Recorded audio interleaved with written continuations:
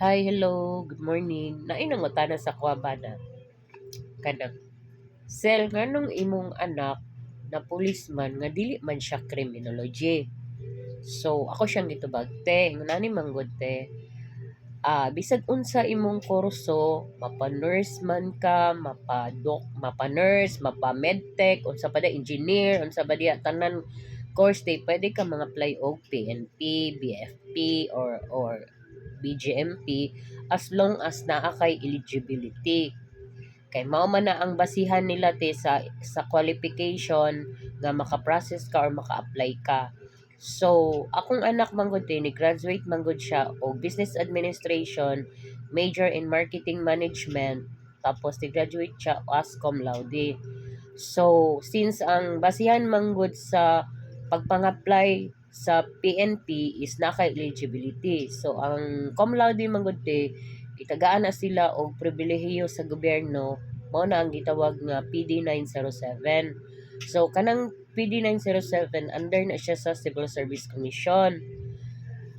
Mao na iyang gigamit, iyang gi-process, tapos kitagaan siya og certificate nga kuan siya, qualified siya nga maka-apply sa PNP kay naaman siya eligibility.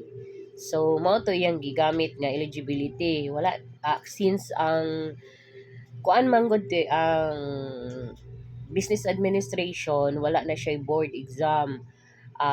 Civil service lang ang pwede lang niya is mag-take siya civil service or mag-take siya na Pulcom entrance exam. So kay na naman siya PD 907 under sa Civil Service Commission, so mao to iyang gigamit.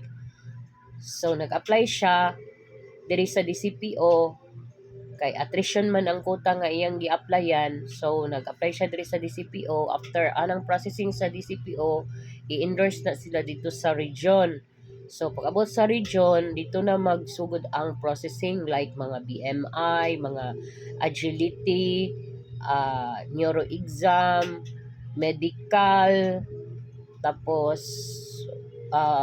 final board, dayon sunod ana katong listing na kung kinsa tong mga na qualified na maka-take out. So mo na siya ang tubag ug nganong akong anak nga 22 years old pa mao pay pag-graduate, nakasulod siya sa PNP. Thank you for watching.